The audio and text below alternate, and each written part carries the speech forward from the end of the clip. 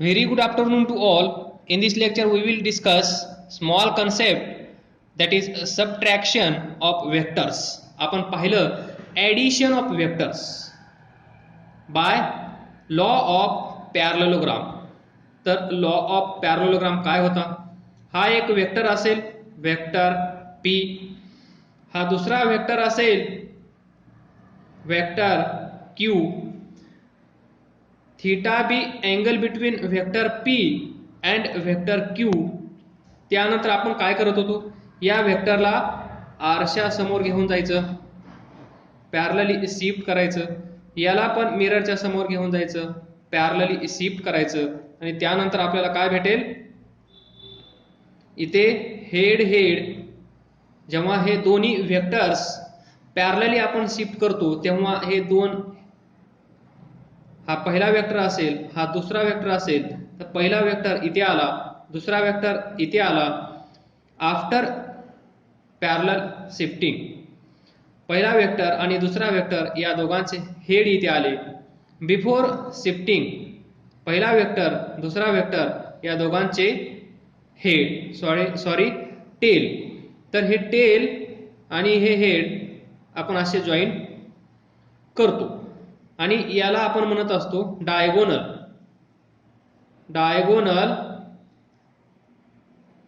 Diagonal of parallelogram. आणि हा diagonal म्हणजेच आपल्यासाठी काय आहे, हा डायगोनल म्हणजेच आपल्यासाठी आहे resultant new vector. Resultant new vector,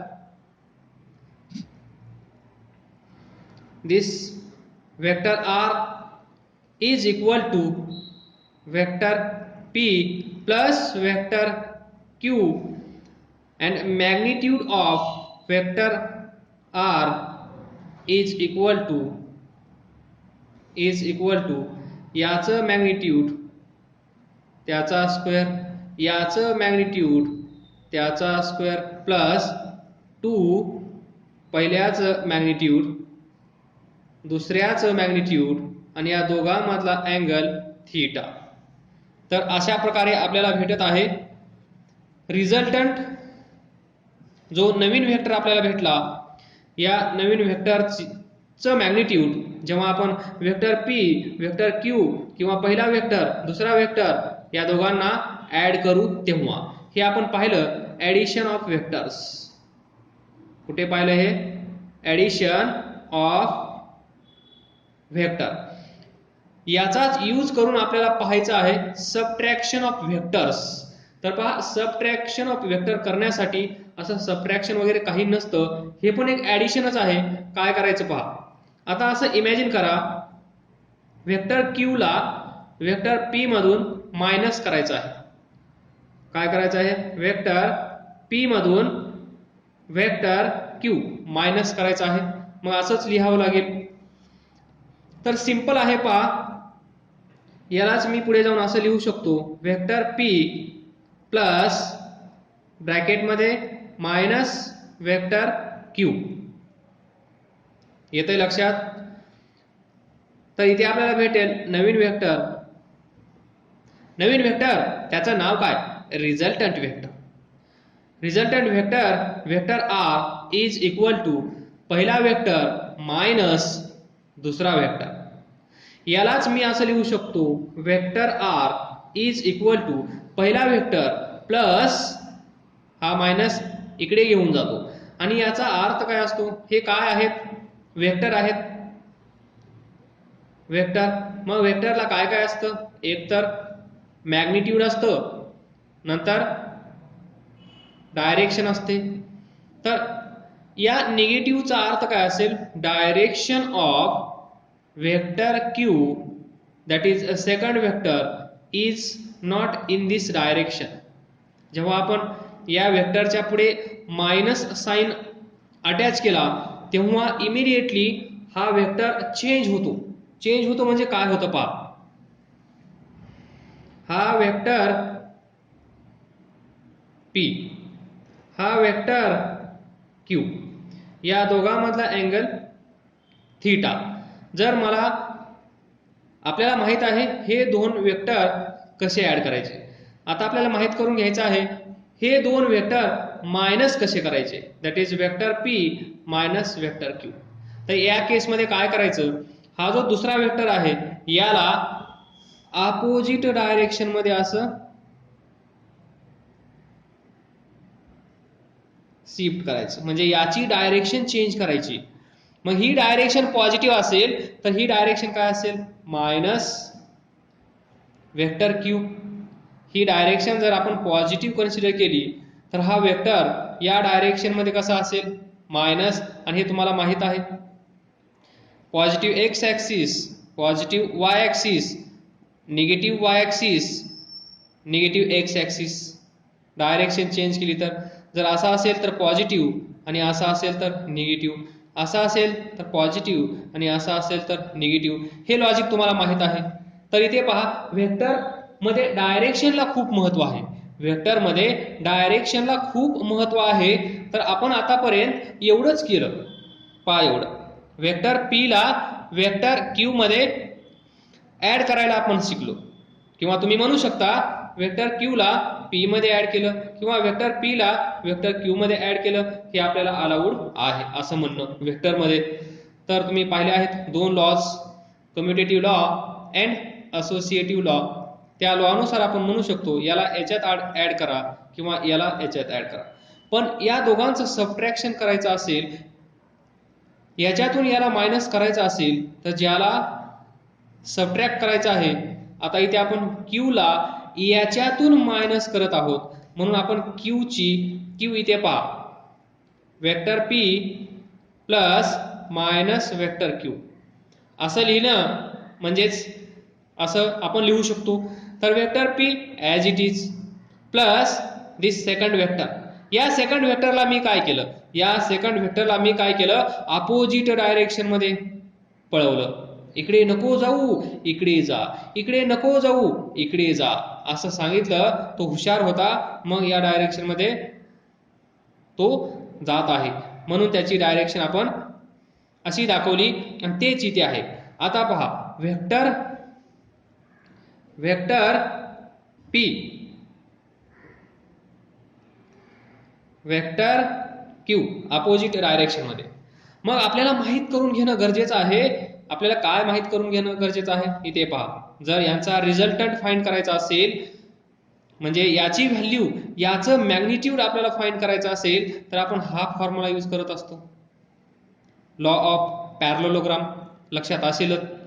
तर दोन वेक्टर आहेत, तर इथे पहा जेव्हा या दोघांना आपण ऍड करतो त्यावेळेस इथे पहा वेक्टर पी वेक्टर क्यू या दोघांमधला अँगल आपल्याला माहित असणं गरजेचं असतं. या दोघांमधला अँगल आपल्याला माहित असणं गरजेचं असतं. वेक्टर पी आणि वेक्टर क्यू या दोघांमध्ये अँगल थीटा आहे. पण आता या दोघांना सबट्रॅक्ट करण्यासाठी आपल्याला या दोघांना ऍक्च्युअली ऍड करावं लागेल. पहा इथे काय होत आहे, ऍड करावं लागेल. वेक्टर पी भेटला आहे मायनस क्यू वेक्टर पण आपल्याला भेटला आहे. तर आता गरज कशाची आहे, या दोघांमधला अँगल आपल्याला माहित असणं गरजेचं आहे. मग हा अँगल किती असेल, पहा ही ओरिजिनल वेक्टर क्यू हा अँगल थीटा होता, हा अँगल थीटा होता. तर हा अँगल किती असेल, हे टोटल काय असेल 180. माहित असेल तुम्हाला एवढा अँगल किती असतो 180 डिग्री. एवढा किती असतो 90 डिग्री. एवढा किती असतो 90 डिग्री. तर हा टोटल किती होईल 180 डिग्री. हेच लॉजिक अप्लाय करून जर तुम्हाला एवढा अँगल माहित असेल, एवढा अँगल माहित असेल तर हा अँगल किती असेल 180 minus theta. and thus we can now subtract vector q from vector p. but आपण काय करत आहोत, म्हणत आहोत सबट्रॅक्शन, म्हणत आहोत सबट्रॅक्शन पण करत आहोत ऍडिशन, म्हणत आहोत सबट्रॅक्शन करत आहोत ऍडिशन, हे लक्षात ठेवा. सो याचं मॅग्निट्यूड p कन्सिडर करा, याचं मॅग्निट्यूड q. तर नाव सी आणि यांचा रिझल्टंट कुठे असेल, मग आता याचा रिझल्टंट कुठे असेल सर्वांना माहित आहे, वेक्टर p वेक्टर q या दोघांच्या मध्येच असणार हा वेक्टर r. तर याची व्हॅल्यू आपल्याला फाइंड करायची आहे, याचं magnitude R. So R is equal to, हा फॉर्म्युला आता परत आपण यूज करू शकतो, लॉ ऑफ पॅरलोग्राम. तर स्क्वेअर रूट ऑफ पहिला वेक्टर त्याचा मान p त्याचा स्क्वेअर, दुसरा वेक्टर q त्याचा मान q त्याचा स्क्वेअर, प्लस मी काही चेंज करत नाही, जशास तसं हेच इक्वेशन लिहित आहे. सबट्रॅक्शन करण्यासाठी पण मी तेच इक्वेशन लिहित आहे. काइंडली नोट डाऊन दिस. इथे 2 आहे, आठवला सर. इथे p आहे, आठवला सर. इथे q आहे, आठवला सर. इथे cos आहे, आठवलं sir. Cosine of angle between this two vectors, ज्या दोघांना आपण ऍड करत आहोत त्या दोन व्हेक्टर मधील अँगल म्हणजेच cosine of angle between vector p and vector q. जरी इथे मायनस लिहिला असेल तरी काळजी करू नका, मायनस म्हणजेच याच्या अपोजिट डायरेक्शन, हा डायरेक्शन दाखवत आहे. So angle between two vector आपल्याला माहित आहे 180 मायनस थीटा. सर इथपर्यंत समजलं, खूप सोपं आहे. चला मग पुढे, वेक्टर आर चं magnitude is equal to p square q square 2pq आणि cos 180 मायनस थीटा हा असतो मायनस cos थीटा. मग हा मायनस इकडे जाईल, कसा येतो ते सांगतो. अगोदर एवढं कंप्लीट करूया आपण. p square plus q square plus 2pq, sorry minus इकडे घ्यायचा होता cos थीटा. तर पहा, जो आपला मेन फॉर्म्युला आहे ऍडिशन साठीचा, तिथे काय आहे, वेक्टर आर चं मॅग्निट्यूड आपण असं फाइंड करतो, पहिला स्क्वेअर दुसरा स्क्वेअर 2pq cos थीटा, असं आपण त्याचं मॅग्निट्यूड फाइंड करत असतो. इथे असं आलं नाही. इथे जिथे प्लस आहे इथे मायनस आला आहे. हे दिसायला चांगलं दिसत नाही. p square q square minus 2pq cos theta. आता हा मायनस आला कुठून हे सांगतो मी तुम्हाला. काही जणांना माहित असेल, पण ज्यांना माहित नाही त्यांनी पहा. तर पहा, cos 180 minus theta, cos 180 minus theta म्हणजे हा अँगल. तर पहा, इथे सर्व पॉझिटिव्ह असतात. ऑल साइन कॉस टॅन सर्व पॉझिटिव्ह असतात. इथे फक्त साइन पॉझिटिव्ह असतो. इथे पहा, cos 180 मायनस थीटा कुठे आहे, इथे. cos 180 मायनस थीटा इथे आहे, तर इथे साइन पॉझिटिव्ह आहे. पण cos कसा आहे, इथे cos निगेटिव्ह आहे. म्हणून जेव्हा आपण cos 180 प्लस थीटा किंवा साइन 180 प्लस थीटा याला हा फॉर्म्युला यूज करतो, त्यावेळेस कॉसचा कॉसच राहतो. इथे साइन असेल तर इथे साइनच राहील, आणि इथे π/2 असेल तर कॉसचा साइन होतो आणि साइनचा कॉस होतो. इन डिटेल्स तुम्ही मॅथमॅटिक्स मध्ये शिकाल, त्यामुळे इथे त्याचं टेन्शन घेऊ नका. इथे फक्त एवढंच लक्षात ठेवा, इथे 180 डिग्री अँगल असला तर कॉसचा कॉसच राहतो, इथे साइन असेल तर साइनच राहतो. इथे π/2 90 डिग्री असेल तर कॉसचा साइन होतो आणि साइनचा कॉस होतो. त्यावेळेस साइन पण लक्षात ठेवायचं बाय दिस लॉजिक. ऑल इथे सर्व पॉझिटिव्ह, इथे फक्त साइन पॉझिटिव्ह, इथे टॅन पॉझिटिव्ह, इथे कॉस पॉझिटिव्ह. तर हा कुठे आहे, cos 180 मायनस थीटा हा इथे आहे. इथे कॉस कसा आहे, निगेटिव्ह, म्हणून हा निगेटिव्ह साइन आला, हा निगेटिव्ह साइन इथे आला, म्हणून या फॉर्म्युल्यामध्ये निगेटिव्ह साइन आला. आणि अशा प्रकारे आपण याचं मॅग्निट्यूड फाइंड करत असतो, आणि यालाच म्हणतो आपण सबट्रॅक्शन ऑफ व्हेक्टर्स. जास्त काही लक्षात ठेवायचं नाही. फॉर सबट्रॅक्शन ऑफ वेक्टर साठी, टू सबट्रॅक्शन करण्यासाठी, दोन वेक्टरचं सबट्रॅक्शन करण्यासाठी पहिलं लक्षात ठेवा reverse its direction. Reverse its direction. Reverse its direction. And number 2, perform simply addition. बरोबर. काय केलं? हा वेक्टर P, हा वेक्टर Q, तर मला पाहिजे होतं this vector P minus vector Q. काय करणार मी? या Q ला अपोजिट डायरेक्शन मध्ये इकडे असे पळवणार, हा मायनस Q नवीन वेक्टर भेटणार. या दोघांमधला अँगल 180 मायनस थीटा असणार. आणि तर आपल्याला माहित झालं दोन वेक्टर कसे सबट्रॅक्ट करायचे. दोन वेक्टर कसे सबट्रॅक्ट करायचे हे आपल्याला माहित झालं. तर आपण आता ही कन्सेप्ट असणारे प्रॉब्लेम सॉल्व्ह करूया. तर पहा क्वेश्चन नंबर 8 काय दिला आहे? हे इक्वल टू हे काय आहे? Mod of vector P plus vector Q is equal to mod of vector P minus vector Q. Addition of vectors, subtraction of vectors. मग हे आपण कसं, हे तर तुम्हाला माहित आहे, हे पण तुम्हाला आता माहित झालं. तर इथे आपण घेऊया वेक्टर P चं मॅग्निट्यूड P, वेक्टर Q चं मॅग्निट्यूड Q. आलं लक्षात? त्यानंतर या दोन वेक्टरला ऍड केल्यानंतर भेटणारा वेक्टर R, याचं मॅग्निट्यूड R. एवढं तुम्हाला नक्कीच पाठ झालं असेल.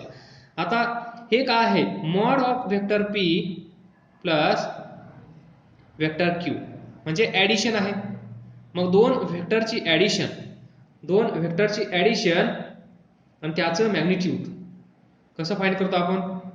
वेक्टर R चं magnitude R is equal to पहिल्याचं मॅग्निट्यूड P आहे, P चा स्क्वेअर, दुसऱ्याचं मॅग्निट्यूड Q आहे, Q चा square, plus double of P Q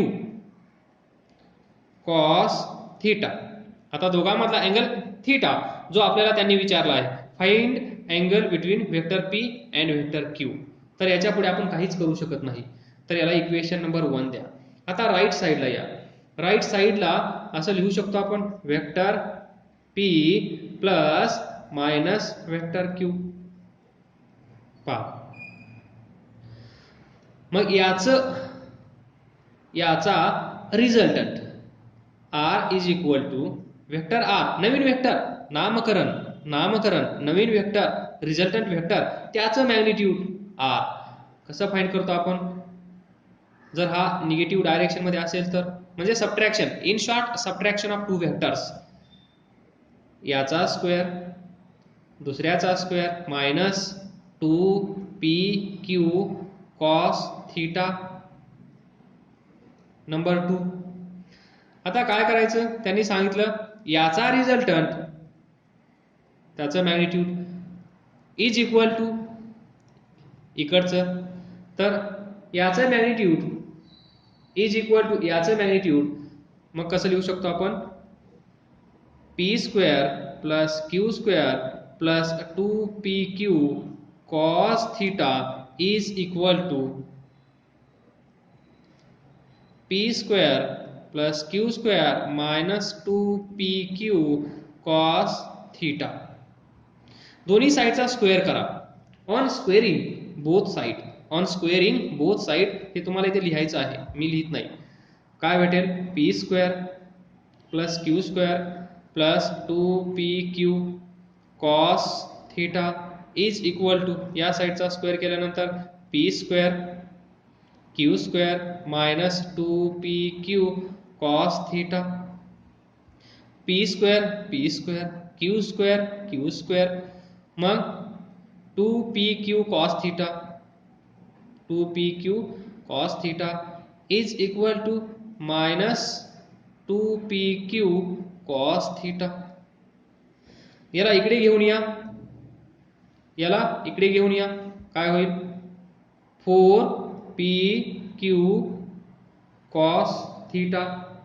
इकडे काय शिल्लक असेल? 0. पहा आता इथे 4 is not equal to 0. P is not equal to 0, Q is not equal to 0. So 4PQ is not equal to 0. म्हणजे 4PQ हे 0 नाहीये, म्हणजेच काय करू शकतो आपण, cos theta is equal to 0 divided by 4PQ is equal to 0. म्हणजे हे कसं आहे, 4PQ काय असेल, काहीतरी नंबर येईल, समजा 5 आला म्हणजे 0 डिवायडेड बाय 5 काय येतं, 0. हे 0 नाहीये, हे 0 नाहीये, हे 0 नाहीये, कारण हे वेक्टर्स आहेत, हे 0 नसलेच पाहिजेत. मग काय 0 असला पाहिजे, तर cos थीटा 0 असला पाहिजे, आणि cos थीटा 0 आला. इथे दोन्ही लॉजिक तुम्ही अप्लाय करू शकता. सर 4 इज नॉट 0, 4 0 होऊ शकत नाही, P 0 होऊ शकत नाही, Q 0 होऊ शकत नाही, मग राहिला एकच ऑप्शन राहिला रे बाळांनो, आणि तो म्हणजे cos थीटा. म्हणजे हा म्हणतो मी 0 होणार नाही, हा म्हणतो मी 0 होणार नाही, हा म्हणतो मी पण 0 होणार नाही. मग हा गरीब बिचारा म्हणतो मी स्वतः 0 होतो, आणि तो लिहितो cos theta is equal to 0. मग हे कधी सॅटिस्फाय होईल, थीटाची व्हॅल्यू π/2 असेल तेव्हाच हे 0 होईल. म्हणजे theta is equal to π/2 in radian and 90 degree in degree. 90 degree π/2 radian, दोन्ही व्हॅल्यूज लिहिण्याची सवय लावून घ्या. See question number 9. A particle is moving along a circle with uniform speed 10 metre per second. हे वाचलं, मला काय कळलं ते मी इथे ड्रॉ करण्याचा प्रयत्न करतो. सर्कल आहे, particle is moving along circle with uniform speed 10 metre per second. म्हणजे पार्टिकल म्हणण्यापेक्षा तुम्ही स्वतःला इमॅजिन करा, तुम्ही असं सर्कलमध्ये, तर पहा एक पार्टिकल आहे, त्या पार्टिकलच्या जागेवर आपण या प्रॉब्लेम मध्ये पार्टिकलला रिमूव्ह करू, आणि पार्टिकलच्या जागेवर तुम्ही स्वतःला इमॅजिन करा, तुम्ही स्वतः इथे आहात आणि असं सर्क्युलर ट्रॅकवर तुम्ही फिरत आहात. फिरत असताना तुमचा speed v is equal to आहे 10 मीटर पर सेकंद. एवढं कळलं आपल्याला. A particle is moving along circle with uniform speed 10 metre per second, full stop. Now at t is equal to 0, at t is equal to 0 म्हणजे याच्यावर जेव्हा आपण morning walk करू त्यावेळेस सुरुवात आपण कुठून तरी करणार ना, सुरुवात म्हणजे at t is equal to 0. ज्यावेळेस आपण सुरू करणार ही जर्नी त्यावेळेस टाइम 0 असेल सुरुवातीला इथे. तर ती पोझिशन कोणती आहे पहा, दी particle is moving along east, म्हणजे इथे आहे तो पार्टिकल, त्याची डायरेक्शन अशी आहे, कशी, ईस्टला, सुरुवातीला. Moving along circle, the particle is moving along east. Find the change in velocity, magnitude पण फाइंड करायचं आहे, डायरेक्शन पण फाइंड करायची आहे, इन 1/4 रिव्होल्यूशन. 1/4 रिव्होल्यूशनचा अर्थ काय पहा, सुरुवातीला पार्टिकल इथे आहे, पार्टिकल म्हणजे तुम्ही इथे आहात, हा सेंटर असेल तर अशी एक लाईन ड्रॉ करा, अशी एक लाईन ड्रॉ करा. या साईडला काय असतं सर्वांना माहित आहे, ईस्ट. या साईडला काय असतं सर्वांना माहित आहे, वेस्ट. इथे काय असतं सर्वांना माहित आहे, नॉर्थ. इथे काय असतं, साऊथ. हे सर्वांना माहित आहे. तर सुरुवातीला तो इथे आहे, सुरुवातीला तो इथे आहे, त्याची डायरेक्शन कशी आहे पहा, मूव्हिंग अलॉंग ईस्ट, म्हणजे ईस्ट इकडे आहे, असा जात आहे. आणि मग सांगितलं 1/4 रिव्होल्यूशन, इथून निघाला, ही पूर्ण सर्क्युलर ट्रॅक एवढं डिस्टन्स ट्रॅव्हल करून तो इथे आला, याला आपण काय म्हणतो, 1 रिव्होल्यूशन, जे तुम्हाला सॉल्व्ह करायचं आहे. म्हणजे इथून निघेल, इथे येईल, इथे येईल, इथे येईल, परत इथे येईल, जिथून निघाला तिथे येऊन पोहोचला, हा प्रॉब्लेम तुम्हाला सॉल्व्ह करायचा आहे. मग बाकीचं मी सॉल्व्ह करणार. 1/4 रिव्होल्यूशन, 1/4 रिव्होल्यूशन म्हणजे काय असेल, इथून तो इथे आहे, इथे आला आहे. प्रॉब्लेम मध्ये पार्टिकल, पण लक्षात राहावं, समजून यावं म्हणून मी तुम्हाला कन्सिडर करत आहे. इथे आल्यानंतर याची डायरेक्शन कशी असेल, अशी. हे पण लक्षात ठेवा, सर्क्युलर ट्रॅकवर सर्क्युलर मोशन जेव्हा एखादा पार्टिकल करत असतो तेव्हा याची डायरेक्शन कशी असते, या सर्कलला टॅन्जंट. पहा हा ॲरो या सर्कलला टॅन्जंट आहे की नाही, इथे पहा ही पोझिशन, ही डायरेक्शन या सर्कलला टॅन्जंट आहे की नाही. म्हणजे सर्क्युलर मोशनमध्ये डायरेक्शन, सर्क्युलर मोशनमध्ये डायरेक्शन लक्षात ठेवा, ही सर्क्युलर मोशन जर तो पार्टिकल इथे असेल तर त्याची डायरेक्शन अशी असते, जर तो पार्टिकल इथे असेल तर त्याची डायरेक्शन अशी असते, जर तो पार्टिकल इथे असेल त्याची डायरेक्शन अशी असते, जर तो पार्टिकल इथे असेल तर त्याची डायरेक्शन अशी असते, जर पार्टिकल इथे असेल त्याची डायरेक्शन अशी असते, पार्टिकल इथे असेल तर त्याची डायरेक्शन अशी असते. त्या पॉइंटला त्या सर्कलला टॅन्जंट. म्हणजे आपल्याला पोझिशन पहिली, ही पोझिशन दुसरी. 1/4 रिव्होल्यूशन म्हणजे 1/4, इथून इथे 1/4, इथून इथे 1/4, इथून इथे 1/4, 1/4 प्लस 1/4 प्लस 1/4 प्लस 1/4 काय होईल, 1 रिव्होल्यूशन कंप्लीट. सो आता त्यांनी सांगितलं आहे find change in velocity, change in velocity, magnitude and direction in 1/4. First 1/4 म्हणजे तो इथून पार्टिकल इथे आला आहे, हा जो आहे तो इथून इथे आला आहे, याला आपण म्हणतो 1/4 रिव्होल्यूशन. 1/4 रिव्होल्यूशन, एक रिव्होल्यूशनचा चौथा भाग, एका रिव्होल्यूशनचा चौथा भाग जेव्हा कंप्लीट होईल तेव्हा आपण इथे असू. तर आता इथे पहा, याला आपण कन्सिडर करू v1 वेक्टर v1, याला कन्सिडर करू v2 vector. Initial final, initial final. तर आता आपल्याला काय करायचं आहे, वेक्टरची लँग्वेज, वेक्टरच्या लँग्वेजमध्ये आपल्याला हा प्रॉब्लेम सॉल्व्ह करायचा आहे. तर आपल्याला माहित असतं अगोदर change in velocity, change in velocity म्हणजे कुठल्याही पॅरामीटरचा जर आपण चेंज फाइंड करत असू तर चेंज कसा काढत असतो एवढं लक्षात ठेवा. चेंज काय करतो तर पहा, आपल्याकडे 10 रुपये आहेत, आपण 5 रुपये खर्च केले तर आपल्याकडे किती असतील, 10 - 5 5. असाच आपण हेच लॉजिक इथे यूज करत असतो. इनिशियली याचा स्पीड आहे 10 मीटर पर सेकंद, कारण त्यांनी सांगितलं आहे हा जो पार्टिकल आहे, हा पार्टिकल या सर्क्युलर ट्रॅकवर uniform speed of 10 metre per second नी फिरत आहे. इथे त्याचा स्पीड तेवढाच आहे, इथे त्याचा स्पीड तेवढाच आहे, इथे तेवढाच आहे, इथे तेवढाच आहे. म्हणजे मॅग्निट्यूड चेंज होत नाही. 10 मीटर पर सेकंद, 10 काय आहे मॅग्निट्यूड, 10 काय आहे मॅग्निट्यूड. पण प्रत्येक पॉइंटला पहा, इथे पहा याची डायरेक्शन अशी आहे, याची डायरेक्शन अशी आहे, याची डायरेक्शन अशी आहे, इथे डायरेक्शन अशी आहे, इथे अशी आहे, इथे अशी आहे. प्रत्येक वेळेस डायरेक्शन चेंज होत आहे, प्रत्येक वेळेस डायरेक्शन चेंज होत आहे. डायरेक्शन चेंज होत आहे म्हणजेच आपल्याला माहित आहे वेक्टर क्वांटिटी काय असते, त्या वेक्टर क्वांटिटीला मॅग्निट्यूड पण असतं आणि डायरेक्शन पण असते. म्हणून velocity वेक्टर क्वांटिटी आहे. velocity depends upon magnitude, velocity depends upon direction. इथे डायरेक्शन चेंज होत आहे. तुम्ही म्हणाल इथे 10 मीटर पर सेकंद आहे आणि त्यांनी सांगितलं आहे युनिफॉर्म स्पीड, स्पीड युनिफॉर्म आहे, स्पीड चेंज होत नाही. युनिफॉर्म स्पीड दिला आहे 10 मीटर पर सेकंद, मग तो चेंज होत नाही. मग चेंज होत नसेल तर पहा इथे पण 10 मीटर पर सेकंद आहे, इथे पण 10 मीटर पर सेकंद आहे. मग त्यांनी विचारलं चेंज इन व्हेलॉसिटी, सुरुवातीला 10 फायनली 10. तर असं करू नका, 10 - 10 = 0. हे स्केलर मध्ये पॉसिबल आहे, व्हेक्टर मध्ये हे पॉसिबल नाहीये, कारण व्हेक्टर मध्ये डायरेक्शन पण सेम असली पाहिजे ना 0 येण्यासाठी.